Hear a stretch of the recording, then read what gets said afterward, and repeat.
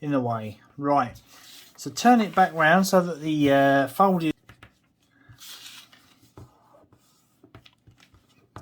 down. You want to turn it over and turn it round so that the squarer section is pointing to the top, and you want to fold it over, and there we go, we'll call that quits. What we'll do is we'll turn it over,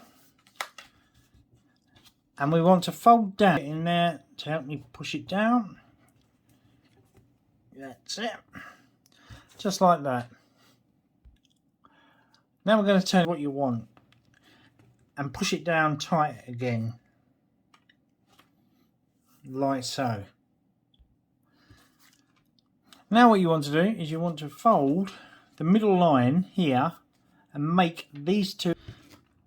Next, what we want to do is we just want to give these minutes to dry, so I'll come back to you in a second. Our next step is to, and we'll do the same on the back ones, like this, so they sit nicely on the Christmas table. I might have a go at making one.